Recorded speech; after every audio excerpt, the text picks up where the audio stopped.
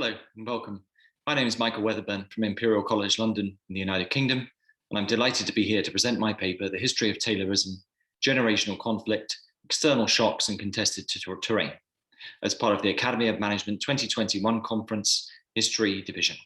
And I'd like to thank Professor Trish Gino McLaren and 3 external reviewers for their wonderful encouragement and support in preparing this paper. Thank you for your time. As colleagues will know, the theme of this conference is bringing the manager back in management. And I like to think of this paper as bringing a new focus on some of the most famous managers, in particular Frederick Winslow Taylor, back under management research and historical focus. I look forward to doing so.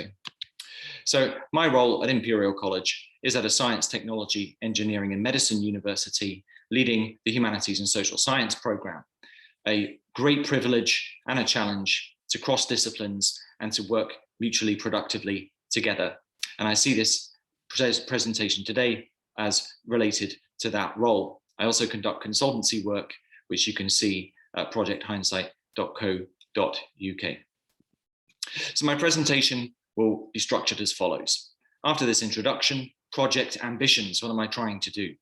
Third, methods and sources. How have I gathered my evidence, my data, my sources, and what am I doing with them? Number 4, the findings. I think perhaps the most interesting part to colleagues on this conference, a typology of Taylorism, I've called it. Number 5, a chronological outline, the history of Taylorism from the generation of the term until the present day. And then number 6, rounding up conclusions. So my project ambitions are as follows. In general terms, contribute to the AOM's Management History Division to make history interesting, accessible and relevant and usable for colleagues across the academy more generally. Similar to dovetail historical research with management and organizational research, partly by providing evidence of the value of historical thinking, evidence and research, and partly by providing a clear example of using history for reflexivity in management scholarship. How has the profession developed over time? What tropes have been prominent in it? Which people have been prominent in its imagination? Why? And where might we go next? And specific to this case study under presentation today, building on Daniel Nelson's 1990 study to further develop historical depth and periodization of the impact and legacy of Frederick Winslow Taylor. Also develop a word history specifically of the term Taylorism, which I hope you'll find interesting. And more broadly, and contributing to this panel's focus, developing a sense of external historical context when most literature has examined, quote, the evolution of management thought. And perhaps we might see reinserting these developments into historical context, might see managers developing thoughts for reasons other than in internal scholarly evolution. So I think it's important to be explicit about what I'm trying to do here, to bridge historical with management and organization studies. History likes to uncover new facts and explain phenomena, whereas management and organization studies, often derived from sociology, likes to analyze the phenomena and derive general laws, something historians are reluctant to do. And I think this sometimes can lead to some different currencies between these two academic specialisms. I'm trying to create some common ground here. Also, we see a different focus on different outputs and different influences. And coming from a history of science and technology background, long influenced by Foucault, Latour, and other science studies specialisms, it's interesting to see these scholars enter the management and organization studies canon in more recent years. So the relevance of this study, the relevance of history is not always obvious, but I think this one should be, but just to persuade you if you need persuasion. There's much discussion about the future of work. There is, within management scholarship, the emergence of the historic turn and related debates in management studies. In first the press and now in academic literature, we find this term digital Taylorism, sometimes Taylorism 2.0, has entered much discourse and is increasing over time, I think.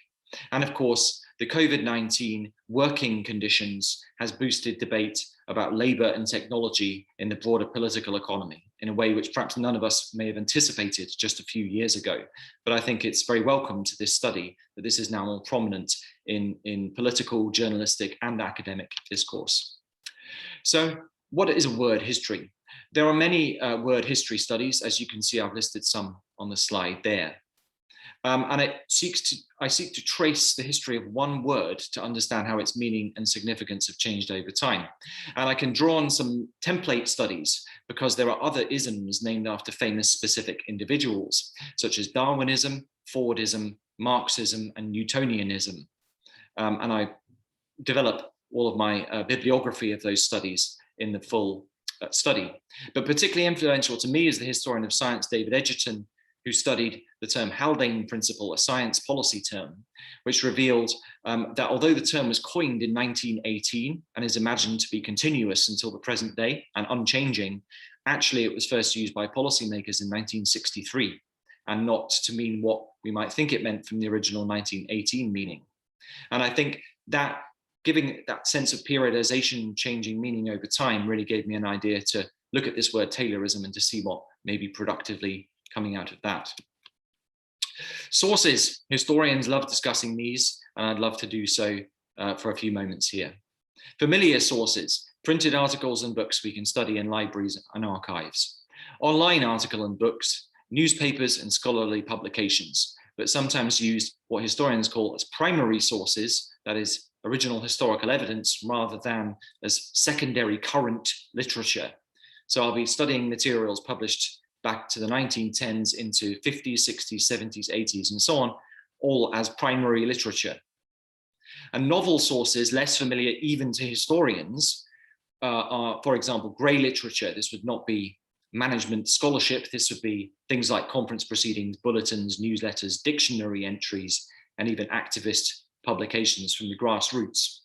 An oral history interview I conducted with Professor Charles D. Regg back in 2014, the Academy of Management historian, archival sources from several important individuals, and even fiction books and films where we see Frederick Taylor, Taylorism appear in those important cultural works and impact more broadly.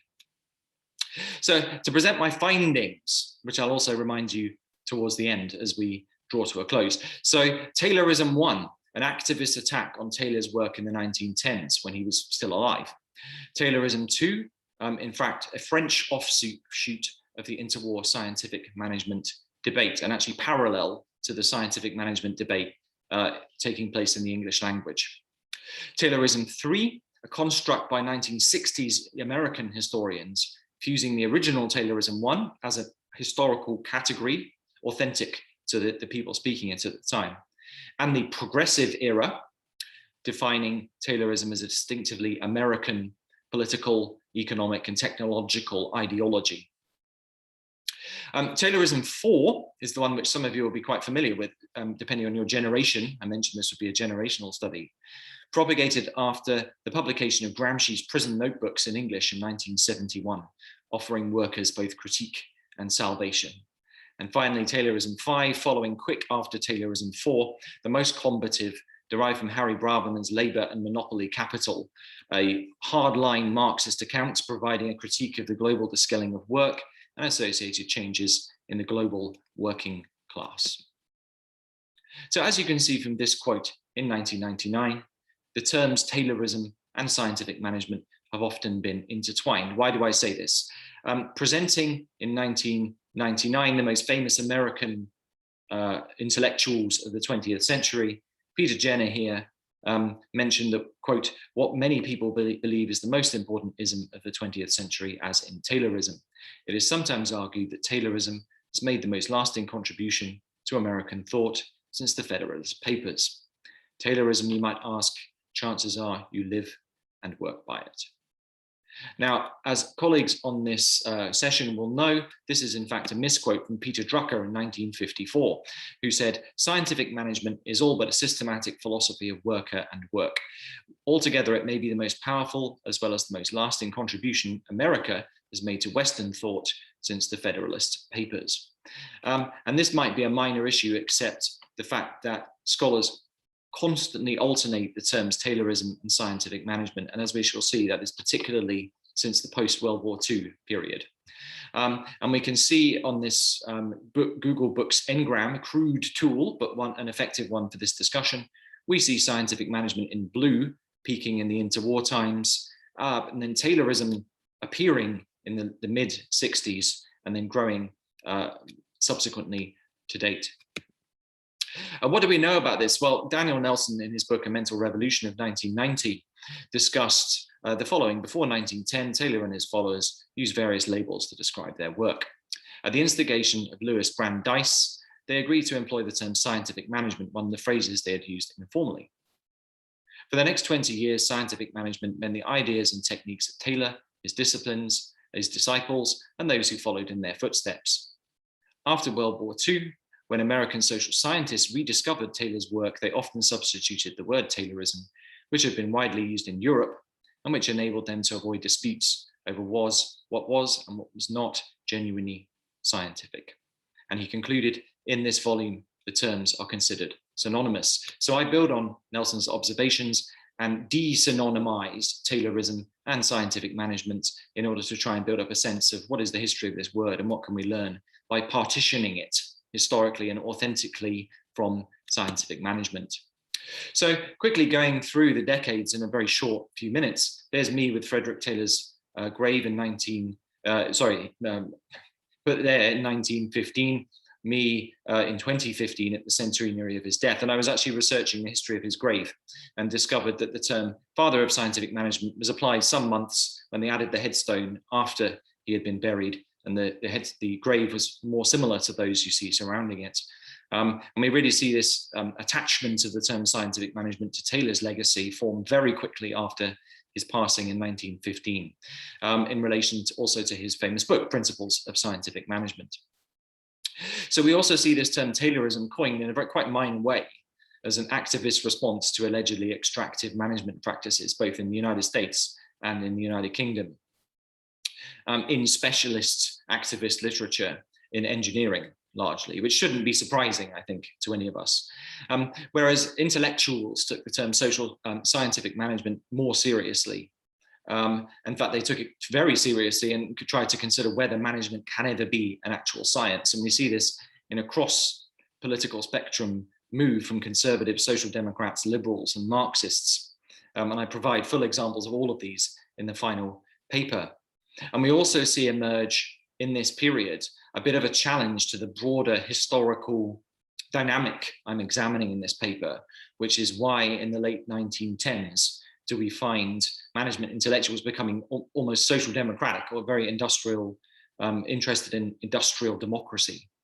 And we can look at this as an internal development within management scholarship, or we can consider, as the historical documents did at the time, the fact that this was taking place during the Russian Revolution, when the industrial workforce seemed something of a political threat, shall we say, and it seemed to maybe require new structures and new attitudes on behalf of management. In the interwar times, Taylorism, as Frank Copley, 1923 biography of Frederick Taylor, pointed out, actually we see the term Taylorism becoming very loose and then absorbed into French. And this I call Taylorism too, and actually becomes Le Taylorisme, propounded by authors such as Henri Le Chatelier, Paul Devenard, and Simone Weil, all of whom discussed this term Taylorisme for 20 years after Taylor's passing. However, we see the figure of Frederick Taylor quite declining in the period. No major reprinting of his work since his passing in 1915. The Taylor Society renamed, other people in research gaining intellectual priority, probably the second most famous management thinkers of the 20th century in relation to the Hawthorne studies and human relations specialisms. And we see someone less well-known, Charles E. Beddoe, emerging as the real labor enemy at this time, the real labor demon. And this supplants the activist Taylorism 1, and usually activists are very explicit about what they're opposing here. They don't need the historical memory of Taylorism from 20 years prior. And we also see, as I mentioned at the start, Copley's biography impacting in unexpected ways on non-standard sources. So Antonio Gramsci's Prison Notebooks and John Dos Passos's USA trilogy of 1936, both of whom, as we'll see, later went on to become influential. Taylorism 3, and this is where my influence from the history of science and technology has become important to this project, because this is the kind of analysis people have done of, for example, Darwin or Newton. So we really see in the late 1940s the canon, C-A-N-O-N, formation around Taylor. What is he famous for and why? And what should we be studying about him? He underwent a major reprinting in 1947 instigated by his surviving supporters, shifting the analytical focus very heavily to the principles of scientific management, where the focus still lays to this day. All his engineering texts were not reprinted as part of this rebooting of Taylor's memory, and he gets converted from an engineer into a kind of pioneering management scholar, where he still remains today, I believe. And within the growing Academy of Management, of course, re-sparked after World War II, Taylor himself became a key focus within the growing Academy of Management, and including dissident historical researcher voices such as Chuck Regg, researching the circle around Taylor, still focusing though on the historical sources and the people relevant to the Taylor story, and even centering dispute around that particular story. And this is not surprising, because we see Taylor emerging, the Taylor archive becomes available, historians start drawing on it in the 1960s, two wonderful books, Hugh Aitken and Sam Haber's books, and even emerging then into the popular iconography of the period, the stopwatch and Chaplin's Modern Times. As Nelson pointed out, Taylorism becomes attached to this growing historical memory of Fred Taylor, to avoid, so social scientists can avoid discussing what is science, and I presume by proxy whether social science is indeed a science. So just use Taylorism to discuss the legacy of Fred Taylor, and then that question melts away. And as Michael Roper, a British scholar, has pointed out, there was a battle between different generations of social scientists about whether Frederick Taylor was a fantastic pioneer or some kind of management intellectual demon. And a fascinating paper I encourage you to study, if possible. In 1970, as I mentioned, we see here a real revisitation and renewal and revival of Taylorism and Fred Taylor, but in new ways, because he gets attached, again, historically, authentically, in the case of Antonio Gramsci, when we see a period of major Marxist works published in the early 1970s in English and diffusing very rapidly through many scholarly fields. So Gramsci's Prison Notebooks, he has an essay on Frederick Winslow Taylor and Taylorism explicitly. So that makes sense as to why that study emerges there, and the term then continues to mushroom. Relevant, although of course written before Frederick Taylor's life, is the publication in English of Karl Marx's Grundrisse and related essays within that do pick up and relate to the Taylor story. And Harry Braverman's Labor and Monopoly Capital, a very assertive and combative version of Taylorism, I call this Taylorism 5, emerges into the management, at the time, young activists who have since become often very prominent and successful management scholars interested in the workplace. So we have them to thank for that. This combination of authentic terminology and inauthentic terminology makes the history interesting to research, but also jumbled. And it makes this trajectory I've described quite hard to recover. So I hope it's useful there.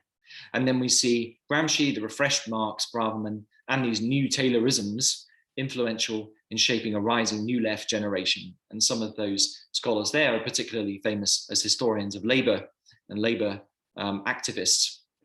And some of them have inspired me to go into research in the first place. So we'll give them a great deal of credit, but to repackage the history before them has been a principal focus of this paper. Then the area I'm developing further for the final publication version of this paper, 1980s to date, the decline of organized labor and the emergence of so-called neoliberalism. The Reagan-Thatcher period also focuses a kind of nationalism onto the intellectual life. And we see Taylor making a real energetic comeback again, this time as again the exceptional American pioneer, for example, in Thomas Hughes's American Genesis, A History of Technology. We also see young scholars emerge in this period, such as Hindi Lauer Schachter I mentioned there, seeing labor strife in the early and mid-1980s, and historians wanting to discover if this had always been the truth. Is this really was Taylorism the origin of the issues they were seeing around them? And we see here a turn to archival research rather than textbooks, which I also absorb into my approach. And then fleshing this out a bit further, we have a new generation, and I'm sure I would form part of this one, picking up on the various aspects of Taylorism in here, but largely the post-war one, which is easy to find, and interested in discussions around the impact of technology and work, including our own work, which I think is perhaps different from prior generations of scholars, and also experiencing firsthand, as I did, the 2008 financial crisis, which revealed and accelerates structural economic inequalities, including between labor and capital. So revitalizing different Taylorisms in different ways, depending on what the researcher's interested in. So conclusions. What I've sought to do is use historical sources to study the impact and legacy of Frederick Winslow Taylor. I've developed a 5-part typology of Taylorism from the 1910s to date, which I really hope is useful. I sought to dovetail history and management organization studies in productive ways, and especially by providing a case study of historical reflexivity in management scholarship. And contributing to this broader conference, studying external context and shocks to management scholarship when classic works are focused on internal intellectual evolution. And I thank you for your time. I've been Michael Weatherburn from Imperial College London, and I look forward to discussing this and related issues further in the future. Thank you.